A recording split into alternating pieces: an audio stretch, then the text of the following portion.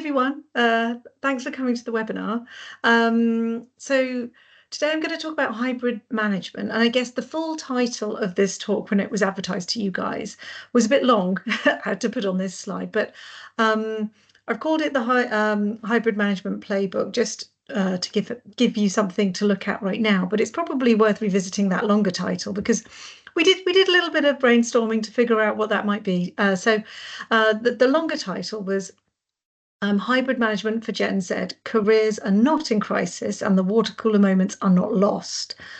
What flexible working means to different generations, why we can't go back to the way things were, and why managers need new skills to mentor future leaders. I think that's what I'm going to cover today. I did go back to this, so I'm looking forward to it. I guess what I can promise in this talk is that you will take at least one thing away from this webinar that will improve the way that you work in the future. So I can make you that promise for sure. And I think we're covering off all those things, but let's also have a chat at the end. Next slide is that photo of me again. Oh, dreadful. But yes, I'm Josephine Hansom. I'm a market researcher by trade.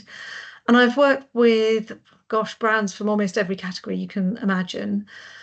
I help brands future-proof their business by better understanding the next generation. So that could be better understanding customers, or it might be better understanding the staff that work within your organisation. I've been talking about Gen Z at work for a long time. And I guess I was asked to speak today because I've managed and mentored over 100 graduates as my time as a director, as an agency leader and a senior vice president of a global research business. I like to think that I know what works and I know what doesn't work, but I also have quite a lot of opinions about what we used to do and maybe what we need to do differently now as we're living in a hybrid world. So for me, I guess the starting point is always people as a researcher. So let's look at graduate life. They say that Gen Z and now make up 27% of the OECD countries' workforce. So that's 1 in 4 working people, which is, not insignificant at all. However, they also say that over half of Gen Z employees feel unprepared for professional roles, citing things like soft skills training being an issue. So I guess what is it like to start your career in 2025? So for most people, work is hybrid. If you're in a sort of professional role that is kind of a white collar office based, you're in the office a bit of the time and you're at home a bit of the time as well. This offers great flexibility for the way that you can work, but it does create an issue for managers who just haven't been trained to work this way. If we think about how we get here, hopefully gives you a little bit of context. And I think hopefully context is one of the things you'll take away from this presentation. But technology was great during the pandemic. It definitely allowed us to work from wherever we were and keep the companies we work for going. I definitely, as a managing director at that time, found it extraordinarily useful, and I'm so glad that it was there. But we didn't choose to work from home. There wasn't a project plan. There was no sort of transformation package. No one agreed on how it was going to happen. It just happened because we needed it to happen. We're now back in the office, but most sort of managers are going back to what they used to do before.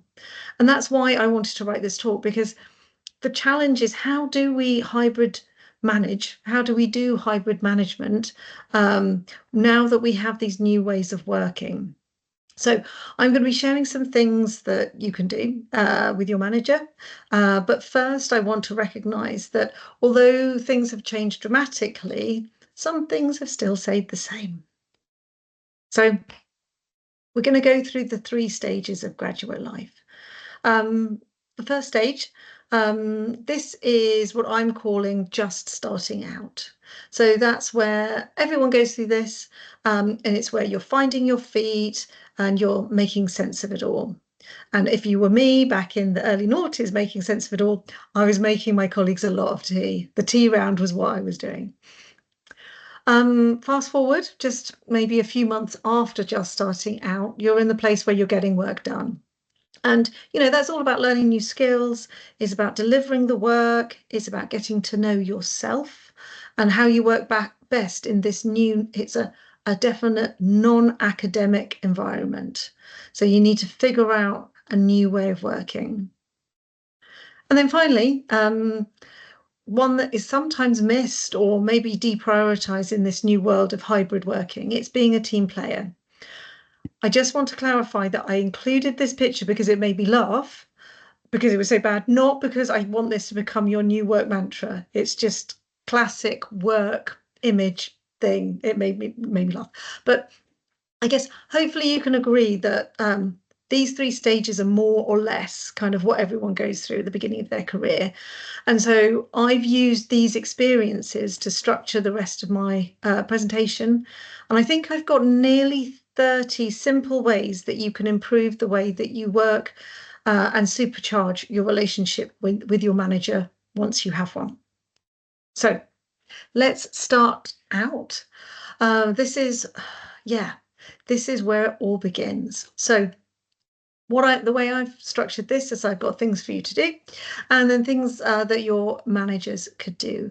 Recognizing that not all of you have your graduate jobs yet, but this will hopefully, I've given both sides here to give you a sense of why these things are important from a manager's perspective so that you can understand the impact it will make. Okay, so first things first, what does hybrid mean to your manager and what does it mean to you?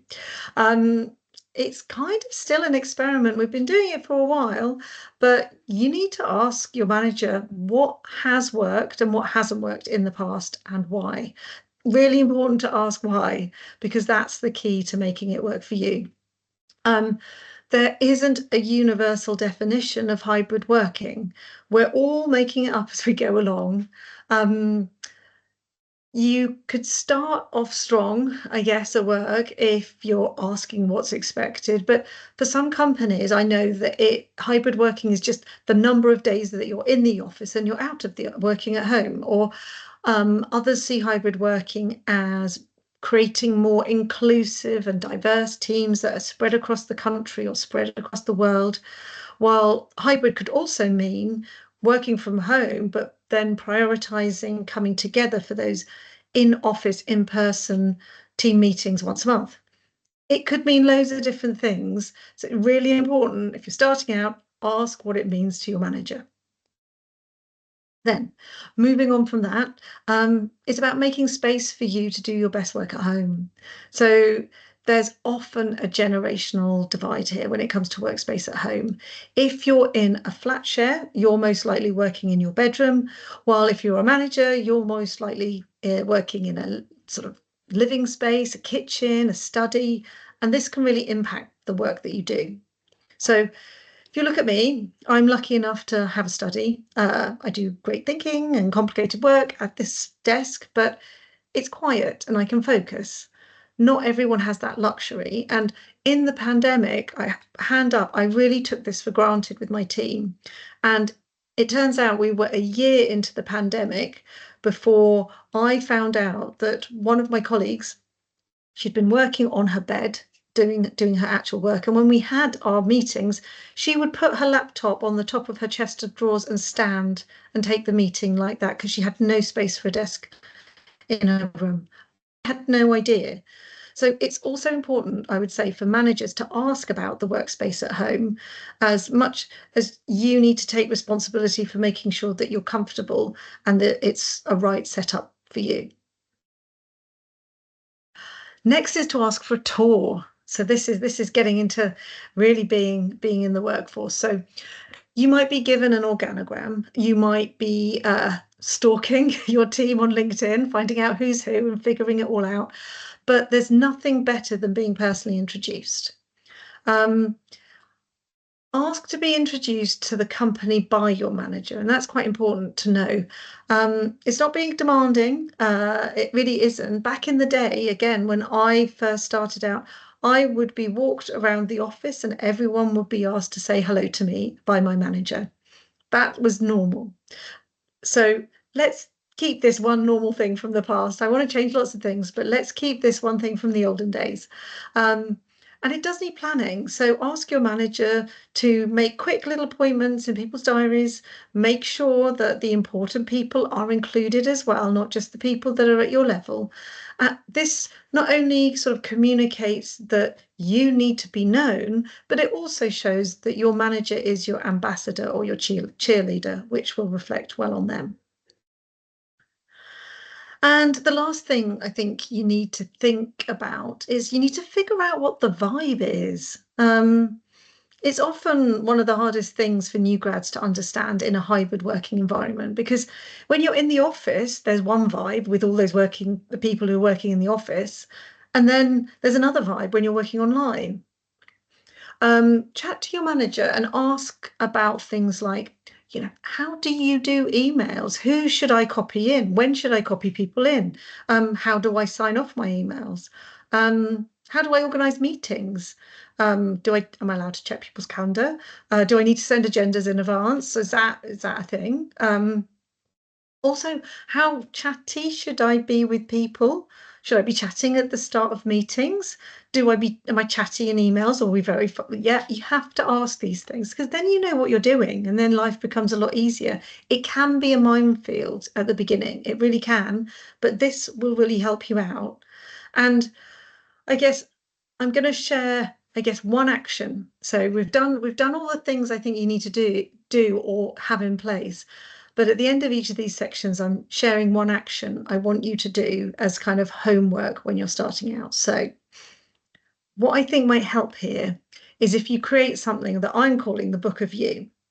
So this Book of You should really be created by your employer, but it's good to take charge of your career. So the Book of You is a document. It can just be a page on Word. That's absolutely fine. I'm calling it Book of You to make it sound more substantial, but it includes things that your manager should know about you. So it's about who you are. So if you take me as an example, I would say that I would want my manager to know that I'm gay. I have a wife and a 6-year-old son. For other people, it might be that they're dyslexic or they're not a morning person. Just things that are not completely obvious that you would like somebody to know about you, because it does actually impact your day-to-day life. The book should also include how you like to work. So for me, I really like working in the moment with other people. So this is online or offline. I like to have a meeting, and in the meeting, we're writing the document, we're planning the presentation, we're doing it. While other people, they like to send emails back and forth and do things that way. And people are different, and you need to give them their space. I know I recently tried to work my way with a colleague. We were trying to write an action plan and an online call, and they hated it. They literally put their hands up and said, I cannot do this. Let's regroup later. And she volunteered to write the action plan herself offline and share it back and forth after. And that's absolutely fine. But you need to know, I wouldn't have done that to her if I'd have known that that was going to stress her out. So knowing how you like to work is really useful information, not just for you, but also your manager, and it will help you win at work. And then finally, I've put here, and this will come up again in this presentation, but the Book of You should be about how you like to receive feedback. I think this is really important, as I think this is maybe where hybrid management and the hybrid world is failing Gen Z at the moment. I could do a whole other talk about this, but if sending feedback with highlighted notes and track changes isn't for you, say so. If it is, that's great. Say so too. If you need a call to go through things, say so. You have to do the work at the end of the day. They're giving you feedback because you're a grad and you will be doing a lot of work. So make it clear how you do your best work. So the Book of You, please. Now you've done your starting out, you need to get the work done. So how are you going to work with your manager on this? So first things first, agree on what's important. For things to be important, other things need to be less important. Not everything can be 100%. So for you, set boundaries. This isn't quiet quitting. This isn't you being unhelpful. It's about you being honest about your workload and saying when things are getting tough. I've seen so many grads say yes, yes, yes all the time, and it's not possible. It's really not possible to say yes to everything. And for your manager, they need to be getting used to this new world where it's about outcomes and not presence. So back in the olden days, I'm using that phrase quite a lot. In the olden days, we worked late and overtime kind of got the attention of the senior team in a good way and a bad way sometimes. So it used to be common that managers would sit with members of staff until that person had finished their work and they would go home. I remember once a manager sat with me until 8 p.m. in the office. They didn't have any additional work to do, but they wanted to be there to sort of provide the support for me if I had any questions so that I could get things done. Now, in a hybrid world, all your overtime is hidden. Nobody knows that you're doing it, and you're working from home and there's no one there to support you. So it's a really different world when it comes to overtime. And you need to let your manager know that you're doing it when you are doing it. My mum used to say that doing overtime is because either you can't do your job or your manager can't do your job. Quite harsh, but those words have stuck with me. And, if your manager's not doing their job, they're not helping you get your work done. And if it's you, well, you're in charge of that. You can fix that yourself. So I think they're wise words, although a little bit harsh from my mum. And I guess in addition to overtime, managers need to focus, as it says here, on delivery, the outcomes, not the hours that you do. And I think that's a really important part of this new hybrid world, because you've got flexibility to get things done when you need to get things done. So be clear with your manager about your time and what you're doing. And talking about your time, you need to record when you're doing it and what you're doing. This might be in your calendar, it might be in Excel, it might be in a notebook, but wherever it works for you, keep track, because this will help your manager help you when you've got too much on. So regular prioritization check-ins with your manager are normal. You should expect those. Don't allow things to pass without getting those. And because you've got this record of what you're doing, it makes it super easy for your manager to know how to help, because they can see what you're doing, if you're doing too much, too little, too much of the wrong thing, because it's written down rather than relying on your memory. So this is all about improving your journey at work. Another way to improve your journey is to recognize that it's not rocket science. Yes, work is important, but other people have done your job before you. There'll be a project plan, there'll be templates, there'll be no need for you to create anything from scratch. So ask for these things. Also ask for deadlines. These will really help you prioritize your work, because everyone will say things are urgent. Everyone will. Ask for deadlines. And finally, ask about the context. So who is this work for? Why is it important? What are you trying to achieve? This is going to help you do the task, but help you understand also the bigger picture of the company that you work for. So I guess these are the things that you need and should also expect from your manager. If you don't get them, ask. But the good thing is, if you ask for these things, they will help your manager improve their delegation skills. So it is a win-win. It's not a bad thing to ask for this stuff. And then finally on this section, and I know some of you might be in your graduate jobs. You might be the only grad in your organisation, but there'll always be opportunities at work to work in groups. So you're not alone. And working in groups as much as possible is a brilliant thing to do as a graduate. Create groups on Teams to talk about your projects that you're working on. Ping each other questions. Ask colleagues to review your work. Review other people's work and support each other.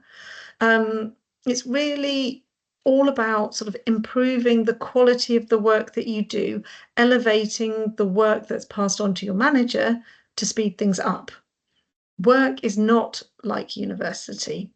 The aim is to get everything done as efficiently as possible. That is the aim of the game. It's not about getting individual marks or coming top of the class.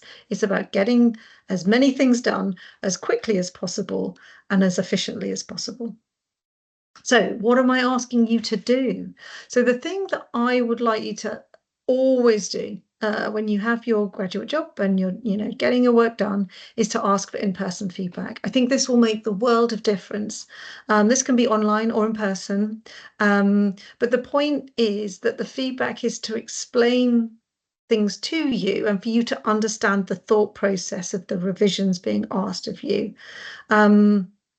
You need to be thinking like your manager. That's how you're going to progress. So having a call and getting feedback in person will help you 10 times more than just getting a document back and making the changes. This is about body language. It's about the tone, the words being chosen.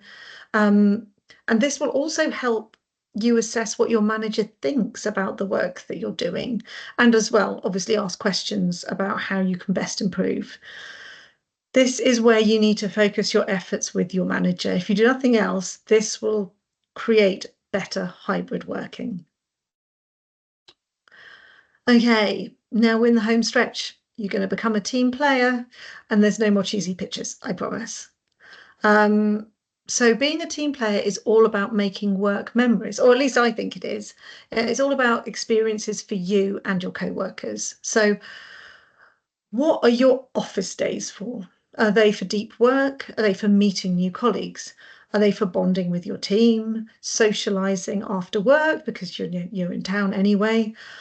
Or for many, I know that it's simply in the winter coming to the office so you don't have to put the heating on at home and save money on your bills, which is completely fine, absolutely fine. But just know why you're doing it and figure out ways you can enjoy it because you don't want to make it a chore. And for your manager, it's that they should, I guess, try to make the most of those office days for you, make introductions for you, or suggest things to do that would help you settle in. It's not just you who is going into the office. Your manager should be helping you with that as well. So to be a great team player, you need to look after yourself and others around you. So work is all about getting things done, but it can get too much. And we talk about this a lot now, which is great. But being open at work, others will then be open with you back. It's true. 2 + 2 = 4 in this situation. And I guess 4 is good. Sometimes they say 2 + 2 = 5. I don't know if that's even better, but anyway, it's true. It equals 4. And for me, a great team is the difference between dreading work and loving it. So think about other people in your team. Next, part of being a team is not hiding. Oh, goodness, I feel quite strongly about this. So especially when you're busy, it can be so easy just to go into a hole, focus on doing your work, and I want you to still do your work. That's the most important thing. But don't forget to communicate with others and keep up your regular meetings. When you're in a team, there will be regular meetings and catch-ups with other people. And you might think that you're too busy for that. But they're the only way that other people know what's going on with you. And if you keep cancelling them, your manager's going to feel uneasy. If you don't get involved in group chats on Teams, people will forget to include you in stuff. You're in charge of this.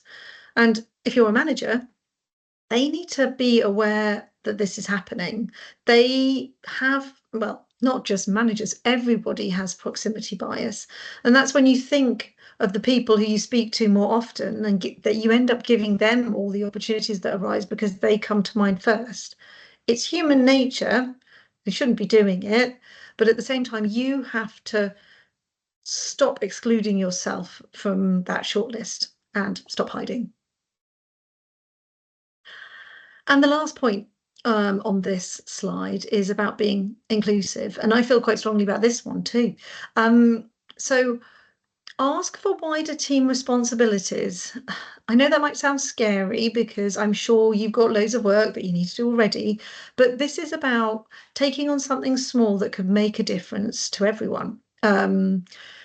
By, I guess, small, I mean something simple like messaging team once a week and reminding them to do their timesheets. A bit boring, but actually quite useful, and you get visibility and people know who you are. Organising the online birthday cards for everyone in the team. Again, a little bit of an admin job, but it's quite nice to be doing the birthday cards.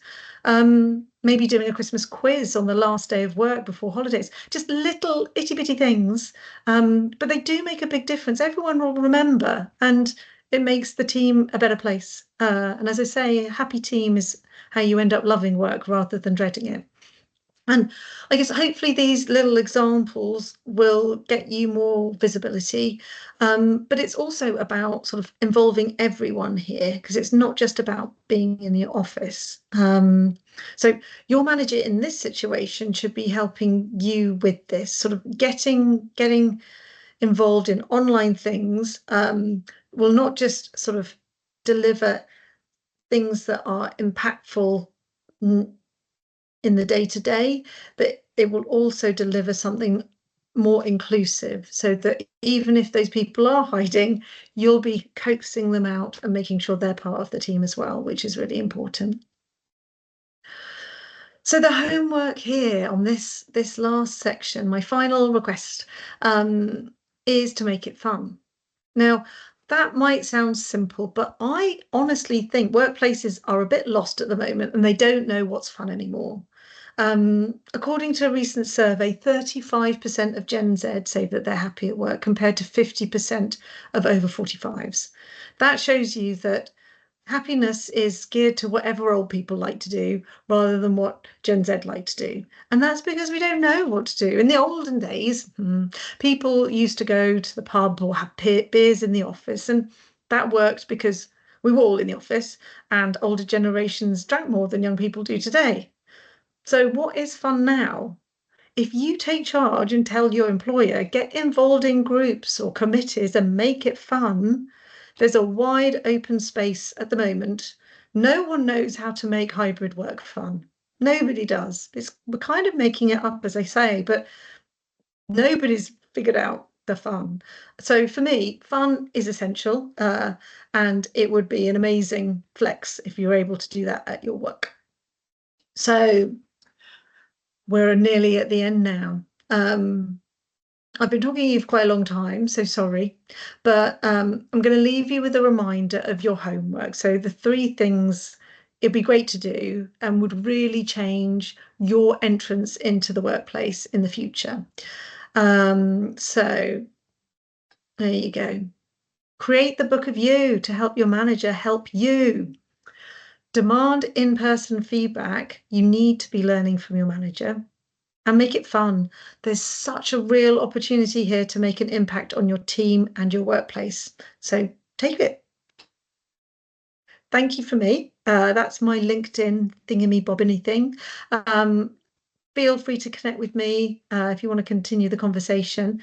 And I think it's now time for questions, if there are any. Yeah, thank you so much, Josephine. That's fantastic. Really great insight, on the different ways of managing Gen Z and how Gen Z can manage their own management as well. So yeah, I think you've covered a lot of bases there. But yeah, we can take a few minutes to do a Q&A. If anyone has any questions, please put them in the chat. I know, I think Bintu made a comment about taking in-person feedback, that she never really realized, how important that really was. So yeah, it's really, really interesting. But yeah, does anyone have any questions? I'd also be interested to know, I guess, which of the tips or tricks people has made the most impact on people. So you don't actually have to ask me a question, but which things have sort of are you still thinking about after sharing those 30+ things? That would be useful for me to know as well. But there is a question. Oh, so what best ways can you advise the mentor office to support their mentors? So I, I'm a mentor to quite a few people, and I think it's some people put a lot of emphasis on mentors knowing what they want, what they need, and asking for it. Um, One of the reasons why my presentation today had both sides, of both the manager and the employee, is that you could understand the context from both sides, so that you can understand if you needed to ask for it or not. Because I think if you don't know, you don't know. So I think something that I have found really useful being a mentor is not rushing to know how to support someone, and first getting to know them more to then be able to offer them support that I see from my experience in the workplace and from my career that they might need, because you can't ask for something you don't know that you need. That might not be the answer to the mentor office, because I don't really know what the mentor office is, but I can tell you how you can be a better mentor, and that's to get to know your mentee. Shall I take the next one, or would you like to introduce it? Oh. Yeah, go for it. Okay, so how would hybrid management be useful in the future, as some managers still believe that using the traditional way is better than hybrid management? Yes. Well, I guess the cynical answer there is all those managers are getting older, and they're gonna not be there much longer. I guess, and also the technology is just going to improve, because technology delivers the efficiencies. And if you remember what I was saying, what work is doing as much as you can, as efficiently as you can, to a high standard. That is what work is. That is very different to what you're doing at university, which is doing whatever you can to the highest standard, individually. So the way work is structured, it's not structured to reward inefficiency. And unfortunately, if the way older managers are managing is not getting the best out of their workers, it's those older managers that are going to have to change, by hook or by crook. They might not want to, but hopefully they're big enough to understand that it's for the good of everyone. Thank you, Josephine. Yeah, I just going back as well on a couple of points that you've made, and what I find interesting is the book of you. I really find that, because it's good only not only for the manager, but to kind of understand yourself as well, and almost writing it out really makes you realize, like, oh yeah, this is how I take feedback, and this is the best way that I work and stuff. It's almost like a realization of yourself and for the manager. So I really like that. Might implement it in my own daily life. Please do, please do. I think it really works, and it's come out of a number of things. I think I said in one of my examples is, if somebody has dyslexia, and this is from a real example in my team, and there was somebody really struggling in the team, and I didn't know how to help her, and it wasn't until her last day in the office that she told me that she had dyslexia.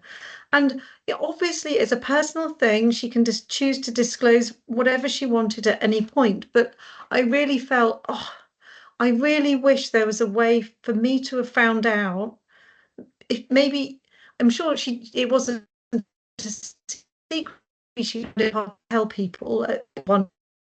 So it would have been so great just to know. And then I could have thought of different ways to manage her, because I was struggling, because I didn't know how to find something that worked. And so, yeah, I really think it's important. Brilliant. Thanks, Josephine. Is there any other questions from anyone? Or maybe seems like you might have answered everyone's questions. It was very informative, and I'm sure everyone's taken some really good, valuable points away from this. And yeah, just want to say thank you to everyone for joining us today.